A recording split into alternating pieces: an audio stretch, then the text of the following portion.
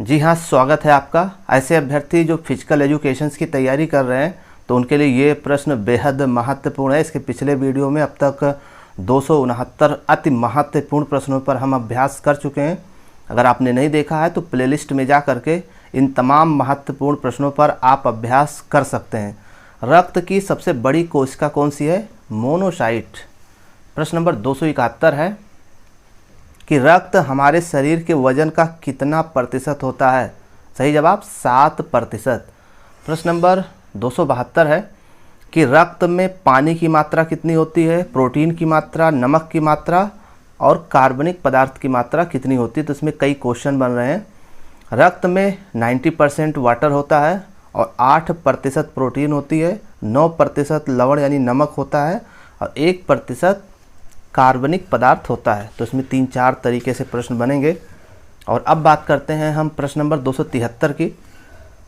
TB के लिए कौन सा टेस्ट किया जाता है? तो मेंटॉक्स टेस्ट ये टीबी के लिए टेस्ट के लिए किया जाता है।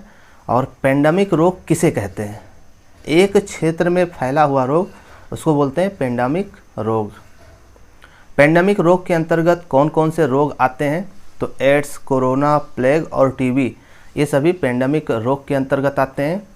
और प्रश्न नंबर 276 है, एपिडेमिक रोग किसे कहते हैं? देखिए, छोटी अवधि के लिए बड़ी संख्या में संक्रमण रोगों का तेज़ी से प्रसार होना, इसको बोलते हैं एपिडेमिक डिजीज़। ठीक, चलिए प्रश्न नंबर 277, रक्त हमारे शरीर के वजन का कितना प्रतिशत होता है? सही जवाब 7% होता है। और WBC का निर्माण कहाँ होता है? तो सही जवाब अस्थिमज्जा और लिम्फ नोड में WBC का निर्माण होता है।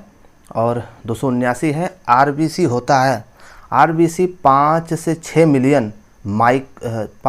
6 मिलियन प्रति माइक्रोलीटर ये होता है। ठीक, चलिए प्रश्न नंबर 280, WBC की मात्रा कितनी होती है? तो 4000 से 11000 प्रति माइक्रोलीटर रक्त। ठीक, चलिए प्रश्न नंबर 281 है, RBC का कब्रिस्तान किसे कहते हैं? तो सही जवाब क्या होगा? तिल्ली या स्प्लीन। प्रश्न नंबर 282 है, सबसे छोटी रक्त कोशिका कौन सी होती है?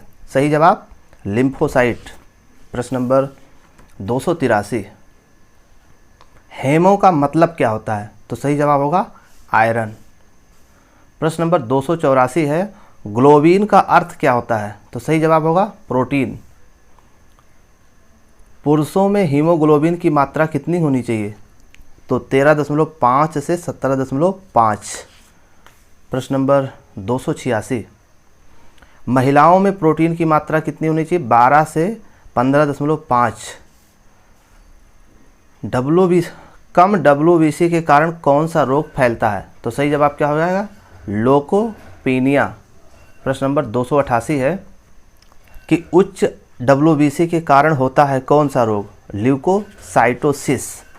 प्रश्न नंबर 289 है कि उच्च RBC के कारण क्या होता है? पॉलीसिथेमिया।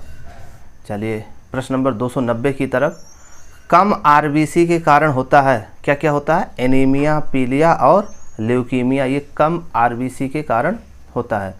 प्रश्न नंबर 291, प्लेटलेट्स बढ़ने के कारण क्या है? अस्थिमज्जा विकार। चलिए प्रश्न नंबर 292, ग्लोब्यूलिन कार्य करता है किस रूप में? एंटीबॉडी के रूप में। प्रश्न नंबर 293 है, फाइब्रिनोजन क्या है? देखिए, ये ब्लड प्लाज्मा प्रोटीन है जो कि लीवर में बनता है और रक्त का थक्का बनाने में मदद करता है। चलिए प्रश्न नंबर 294 की तरफ। प्रश्न नंबर 294 है कि सीरम को कहते हैं, क्या कहते हैं? मैट्रिक्स या मैट्रिक्स ऑफ ब्लड, ये सीरम को कहते हैं। और प्रश्न नंबर 295 है कि फाइब्रिनोजन के बिना रक्त प्लाज्मा को क्या कहते हैं? तो सही जवाब क्या होगा? सीरम। और भी महत्वपूर्ण प्रश्नों पर चर्चा इसके नेक्स्ट वीडियो में।